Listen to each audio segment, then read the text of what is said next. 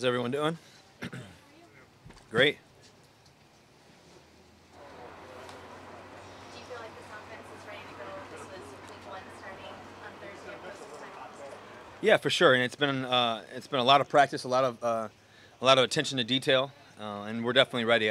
There's also a lot of maturity on our offense right now, from the receiver position to the tight ends, to even the running backs. You know, Eddie Lacy's played a lot of football. Carson hasn't played that much football, but he seems like it. You know, he's a true professional. Got so many other guys. Obviously, you know, Thomas Rawls hasn't even really played that much. And you got C.J. Prosise, a lot of other guys. So it's been an exciting time. I think Justin Britt being in the core of it all in the center really makes a difference too.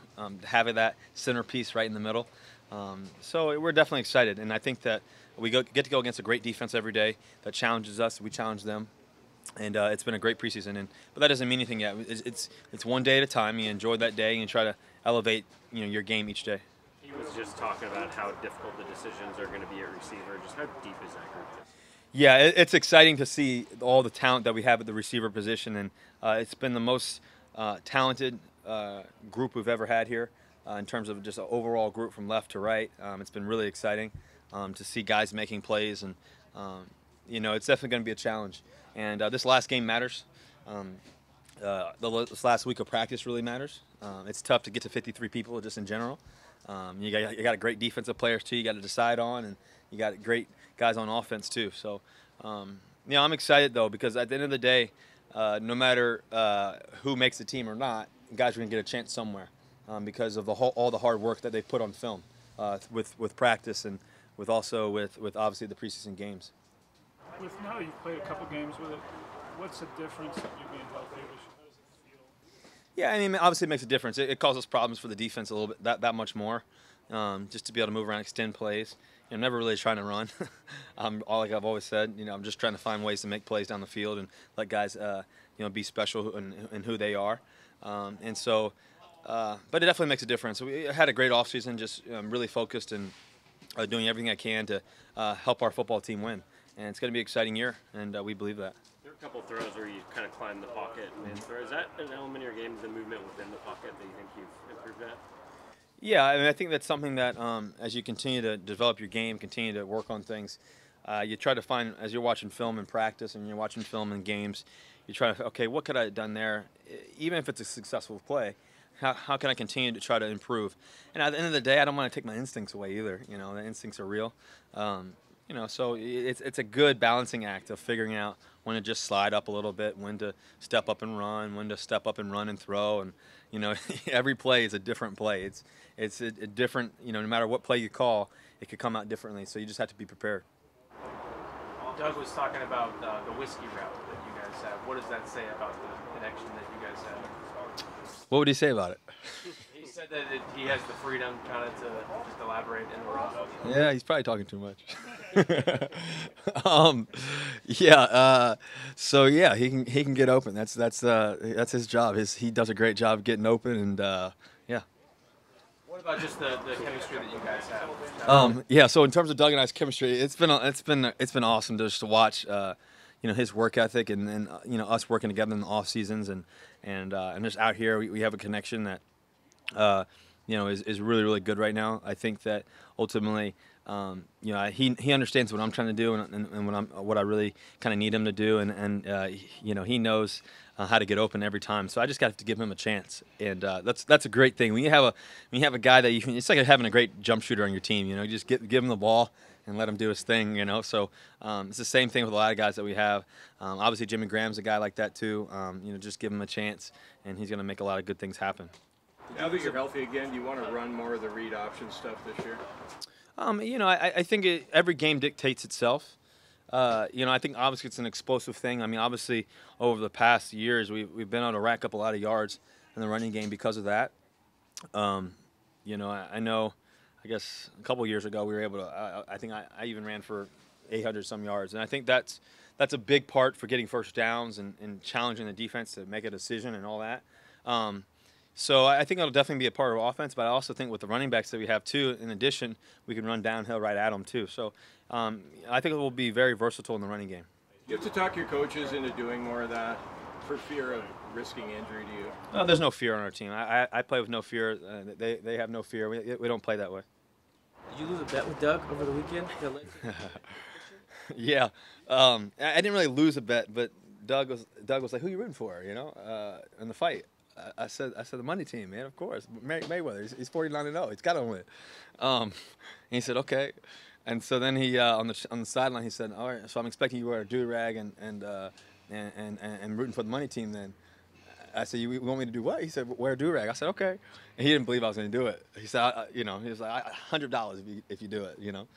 And sure enough, I surprised him with the do-rag and the money team hat on, and so we all watched it at the movie theater, down the street. So that was a lot of fun. That was a good time.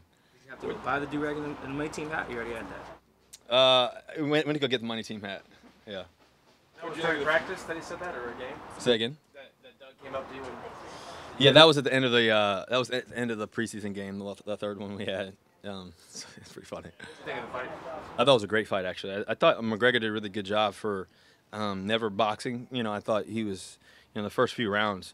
Obviously, Floyd knew what he was doing. He really kind of wanted to bait him into swinging a bunch. And the fun part was just all of our teammates were over at the movie theater just having a good time, their wives, girlfriends, and all that. So that was a really good time just being able to watch it together and be entertained by greatness in terms of watching Floyd Mayweather box, and also McGregor, too. I thought he was really talented.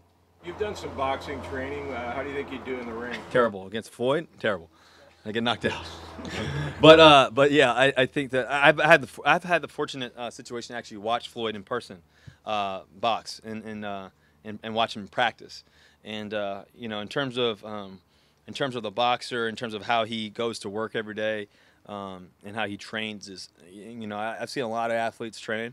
I've seen a lot of athletes do a lot of great things in games and stuff. To watch him train every day and how he does is pretty fascinating. Honestly, it's one of the most spectacular things you'll ever watch in terms of watching a person train. But he has great discipline and all that. So. What fight did you watch him train for? Or what was he train It was 2 years ago. I was in Vegas and I got to watch him. I talked to him and got to go over there and watch him practice. I don't remember what fight it was. It could have been before the Pacquiao fight, actually, but I don't remember. Was any part of his training that you incorporated with his feet work or anything like that, speed work? Yeah, so one of the things he does a lot of, obviously, is jump rope like crazy. So I try to jump rope in the off season. That helps the spring in your feet. That helps the quick twitch muscles, wake up a little bit.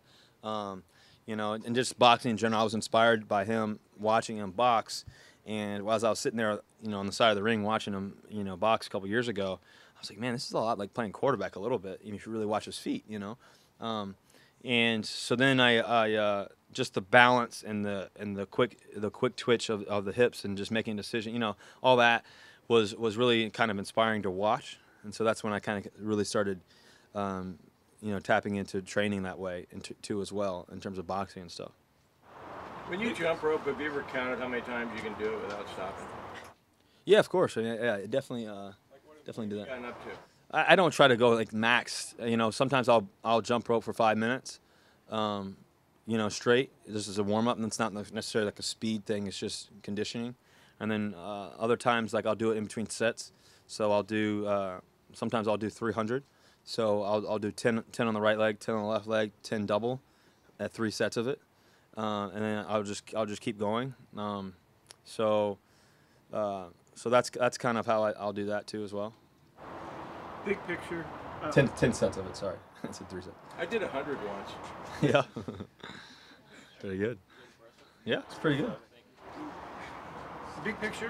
What do you attribute the successes teams have for 5 years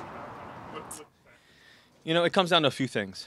I think first of all, it comes down to consistency in practice. I think Coach Carroll does a tremendous job. I think that us players really take ownership and practicing at the highest level. I mean, when anybody comes to practice, from pro players to pro coaches to just fans in general, they see the speed that we practice with. It's definitely high level intensity, and we practice with pride that way. I think that consistency in that every time we come out, but yet we're also very efficient.